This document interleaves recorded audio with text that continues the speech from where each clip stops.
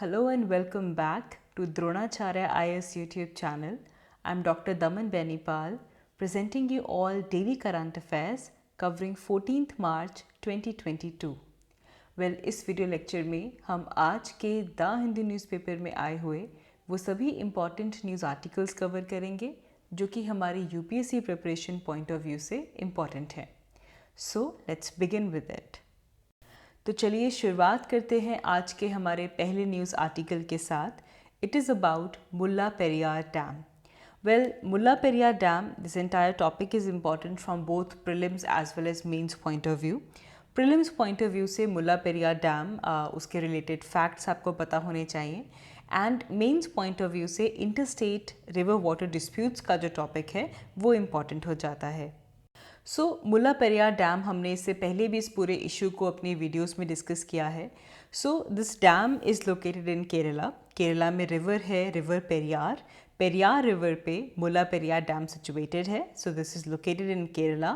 However it is maintained and operated by Tamil Nadu. तो dam present Kerala में है but it is maintained by Tamil Nadu. Kerala में cardamom hills जो हैं वेस्टर्न घाट्स की, वहाँ पे ये डैम सिचुएटेड है. 1887 में इसे कंस्ट्रक्ट किया गया था और 1895 में ये कंप्लीट हुआ था. This was constructed by John Pennycuick who was born in Pune, and जिसके बाद एक एग्रीमेंट हुआ कि इस डैम का जो वाटर है इसे ईस्ट वर्ड्स डाइवर्ट किया जाएगा to Madras presidency. Therefore, this dam is located in Kerala, but it is operated and maintained by Tamil Nadu. And Mulla Periyar dam का जितना भी कैचमेंट एरिया है वो पूरा का पूरा केरला में लाई करता है. ये किसी भी तरह से एक इंटर स्टेट रिवर नहीं है. It whole solely lies in Kerala. And November 2014 में मुल्ला पेरियार का डैम का जो वाटर था पहली बार ये 35 ईयर्स में 142 फीट के लेवल पे पहुंच चुका था. एंड देन अगेन इन 2018 जो मैक्सिमम लिमिट रखी गई है 142 फीट जो वाटर है, because of the rainfall it again reach the level of 142 feet. And इसकी जो कैपेसिटी है कि वो वाटर को स्टोर करे, ये ऑलमोस्ट फुल हो चुकी थी. एंड इसीलिए एक बड़ा इशू इस डैम को लेकर है in terms of the control and safety of this dam. फरवरी 2006 में सुप्रीम कोर्ट की जजमेंट आई जिसके अंदर उन्होंने तमिलनाडु को अलाउ किया कि जो इसका लेवल है जो डैम का टू स्टोर द वाटर उसे रेस कर दिया जाए टू 152 फीट, but after strengthening the dam. And उसके बाद केरला गवर्नमेंट ने मुल्ला पेरियार डैम को एंडेंजर्ड शेड्यूल डैम डिक्लेयर किया under the disputed Kerala irrigation and water conservation act 2006. Tamil Nadu के लिए जो मुल्ला पेरियार डैम है और जिसके थ्रू पेरियार रिवर का वाटर डाइवर्ट होकर तमिलनाडु पहुंचता है, it act as a life line for Theni, Madurai, Sivaganga, Dindigul and Ramnad districts of Tamil Nadu. And Tamil Nadu ने बार बार इंसिस्ट किया कि उनको जो ये राइट मिला है मुल्ला पेरियार डैम के ऊपर to control this dam, to control it water, ये 1886 में एक लीज एग्रीमेंट के थ्रू मिला है. तो सबसे बड़ा इशू यहाँ पे आता है the amount of water that should be stored in Mulla Periyar dam. इसे लेकर rule of curve becomes important. ये स्पेसिफाई करता है कि किसी भी रिजर्वॉयर में at different times of the year कितना वाटर स्टोर होना चाहिए, कितनी एम्प्टी स्पेस मेंटेन करनी चाहिए, एंड साथ ही में for the whole year round जो फ्लक्चुएटिंग स्टोरेज लेवल्स होनी चाहिए वो भी यहाँ पे इंडिकेट किए जाते हैं. किस टाइम पे जो गेट्स हैं उनको ओपन किया जाए, कितना वाटर रिलीज़ किया जाए. It is part of that safety mechanism of the dam. इसे लेकर भी इशू है. तमिलनाडु गवर्नमेंट केरला को ब्लेम करती है that Kerala is delaying to finalise the rule of curve, and this entire issue becomes important. एक और चीज़ याद रखिएगा कि मुल्ला पेरियार डैम के थ्रू पेरियार रिवर का वाटर डाइवर्ट होता है, and Periyar river is the longest river of Kerala and it is also known as life line of Kerala. आगे बढ़ते हैं. हमारा next news article welfare schemes से रिलेटेड है, एंड यहाँ पे प्रधानमंत्री गरीब कल्याण योजना बिकम्स इम्पॉर्टेंट. प्रधानमंत्री गरीब कल्याण योजना को इनिशियली 3 मंथ्स के लिए लॉन्च किया गया था फॉर दी अप्रैल मई जून 2020, जिसके अंदर 80 करोड़ जो राशन कार्ड होल्डर्स हैं उनको कवर किया गया था. And then it was extended till November 2020. And however April 2021 में गवर्नमेंट ने दोबारा प्रधानमंत्री गरीब कल्याण योजना दोबारा इसको रीस्टार्ट किया था।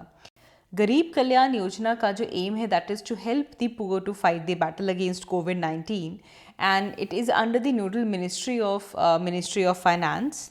तो इस स्कीम के तहत हर एक पर्सन जो कि नेशनल फूड सिक्योरिटी एक्ट 2013 के अंडर कवर्ड है, उन सबको यहाँ पे additional 5 kgs of grain either wheat और राइस फॉर फ्री दिया जाएगा और साथ ही साथ में 5 kgs of subsidised food grains भी प्रोवाइड की जाएंगी through public distribution system. So Government of India bear all the expenditure of the 26,000 crore on account of food subsidy and central assistance to the states and UT. Now एक बड़ा issue यहाँ पे ये आता है कि इसकी जो beneficiaries of national food security act, they are based on the last census of 2011. So अगर हम अभी की बात करें, so the number of people who are food insecure they have increased and since then they remain uncovered. आगे बढ़ते हैं। हमारा next news article Russia Ukraine conflict की जो ओवरऑल इम्प्लीकेशंस हो रही हैं उससे रिलेटेड है। सो रशिया यूक्रेन कॉन्फ्लिक्ट की वजह से अगर हम इसका एक इम्पैक्ट इंडिया के टर्म्स में देखें, सो जो हमारी डील हुई है रशिया के साथ, the deal for 6.1 lakh AK-203 assault rifles जो कि इंडिया और रशिया के बीच में लास्ट जुलाई में साइन की गई थी, this has been delayed by at least a few months. So जो पहले प्री प्रोडक्शन एक्टिविटीज़ चल रही थी उसके अंदर जो री-ट्रायल्स थे they were scheduled to be done with ammunition from the original equipment manufacturers in Russia and इसे जो फरवरी का जो फर्स्ट हाफ था उसमें कंप्लीट किया जाना था, but because of this current ongoing situation between Ukraine and Russia, this has been delayed by at least 3 to 4 months. So production activities अभी भी चल रही हैं, लेकिन राइफल्स की जो मैन्युफैक्चरिंग है it will start after the trials. So there is definitely delay in the procurement of AK-203 assault rifle. इसी के साथ साथ इंडिया ने लास्ट अगस्त में एक और डील साइन की थी with the Russia for 7,000 AK-103 assault tickets and इसे भी प्रोक्योर किया जाना था ऑफ द शेल्फ एंड इसकी जो डिलीवरी है वो कंप्लीट हो चुकी है। एंड इसके अलावा कुछ और स्मॉल आर्म डील्स भी हुई हैं। This also repeat order for 72,400 SIG 716 assault rifles, इसको 6 और से लिया जाएगा। This is also being delayed. इसके अलावा AK-203 राइफल्स की जो मैन्युफैक्चरिंग का एक प्लांट उत्तर प्रदेश में भी है and it will also begin in few months and with in 2 to 3 years वहाँ पे फुल स्केल प्रोडक्शन शुरू हो जाएगी। सो ये जो 6.1 लाख AK-203 असॉल्ट राइफल्स की जो डील हुई है, it cost over 5,000 crore and this will be manufactured by a joint venture Indo Russian rifles private limited at Korwa Amethi in Uttar Pradesh. So Uttar Pradesh में अमेठी में इसकी जॉइंट वेंचर के तौर पे इसकी मैन्युफैक्चरिंग होगी। सो ये जो Indo Russia rifles private limited है, इसे जॉइंटली सेटअप किया गया था बाय द अर्स्टवाइल OFP, जिसे अभी advanced weapons and equipment India limited कहा जाता है and munitions India limited. So इसकी जो लोकलाइजेशन है वो यहाँ पे इंक्रीज़ होगी।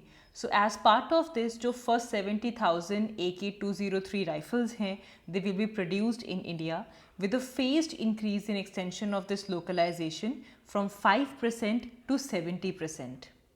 एंड इसके अलावा जो बाकी की राइफल्स होंगी they will be produced by 100% localization. So एक मॉडर्न प्रोडक्शन लाइन को भी इस्टेब्लिश किया जाएगा and a small arms range will also be setup, जहाँ पे बोथ फैक्ट्री भी होगी और साथ ही में जो एक्सेप्टेंस टेस्ट होते हैं ऑफ असॉल्ट राइफल्स उन सबको वहाँ पे कैरी आउट किया जाएगा।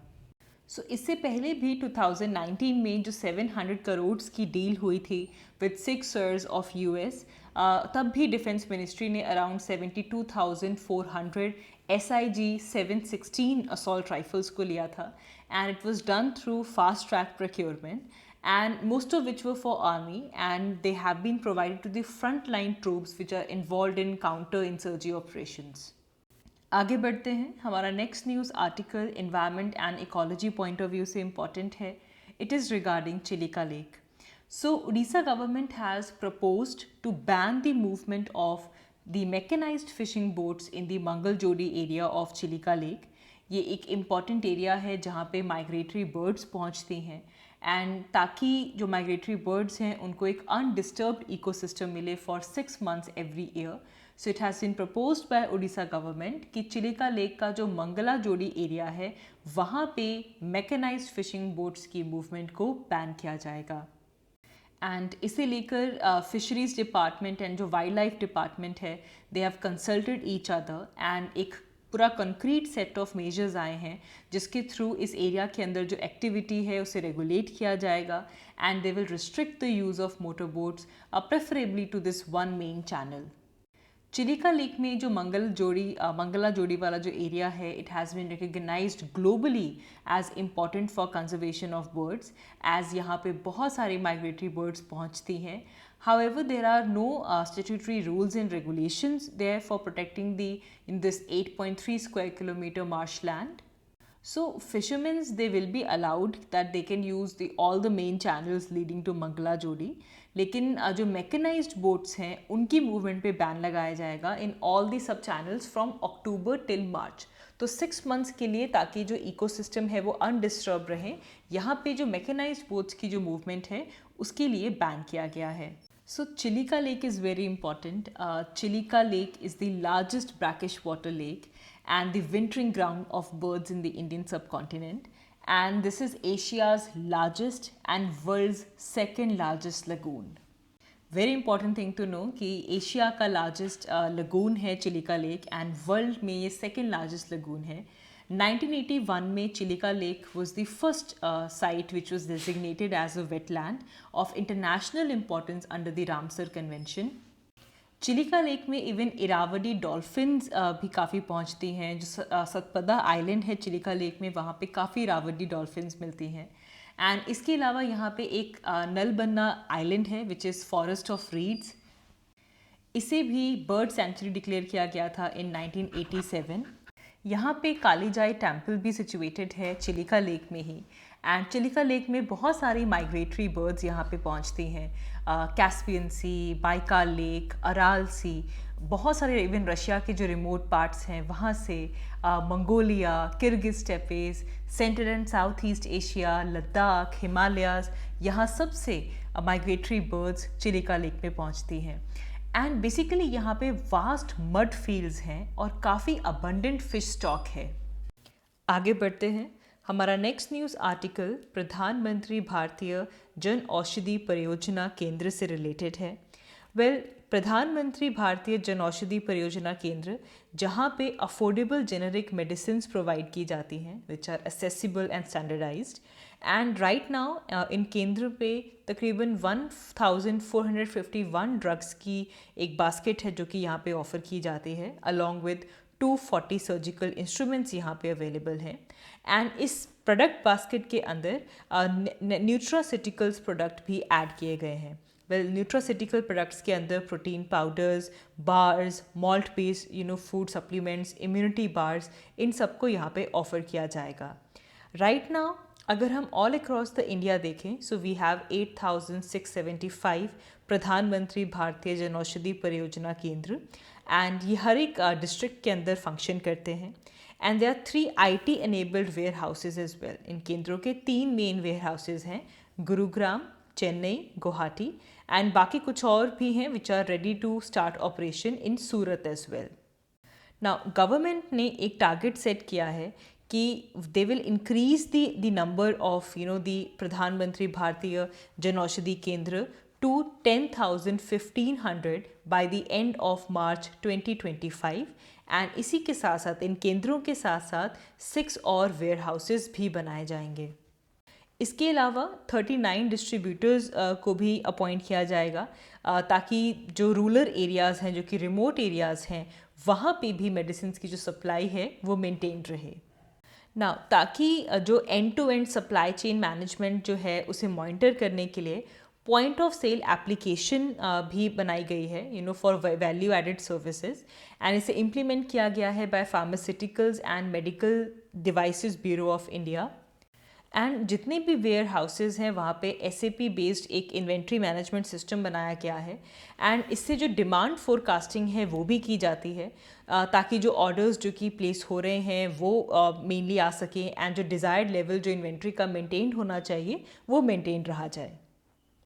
सो बेसिकली अंडर दिस प्रधानमंत्री भारतीय जनौषधि परियोजना केंद्र यहाँ पे it is implemented by department of pharmaceuticals and जो मेडिसिन हैं उनको यहाँ पे मैक्सिमम ऑफ 50% जो उनका एवरेज प्राइस है उसके ऊपर प्राइस किया जाता है. जितने भी टॉप 3 ब्रांड्स हैं जो मैक्सिमम प्राइस वो ऑफ़र करते हैं उनका जो एवरेज है उसके 50% पे यहाँ पे मेडिसिन मिलती हैं and therefore the prices of these Jan Aushadhi medicine they are cheaper by 50% and कुछ केसेस में जो ब्रांडेड मेडिसिन हैं उनके कंपैरिजन में 80 to 90% चीपर प्राइसेस पे यहाँ पे जेनेरिक मेडिसिन मिलती हैं.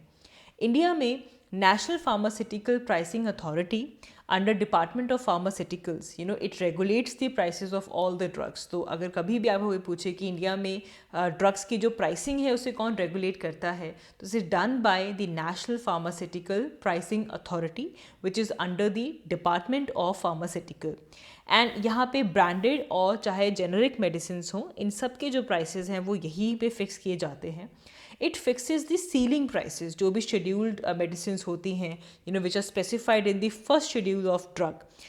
उनके जो सीलिंग प्राइसेस हैं वो यहाँ पे किए जाते हैं. वेराज जो नॉन शेड्यूल्ड मेडिसिन हैं उनके जो प्राइसेस हैं मैन्युफैक्चरर्स दे आर फ्री कि जो मैक्सिमम रिटेल प्राइसेस हैं MRP जो है वो नॉन शेड्यूल्ड ड्रग्स की अब जो मैन्युफैक्चरर्स हैं वो फिक्स करते हैं. So that is all for this video. हमने इस वीडियो में आज के पेपर के जो इम्पोर्टेंट टॉपिक्स थे उन्हें हमारी प्रिपरेशन के साथ लिंक करते हुए डिस्कस किया. आई होप आपको ये वीडियो अच्छी लगी and thanks for watching. I will see you in my next one. Thank you.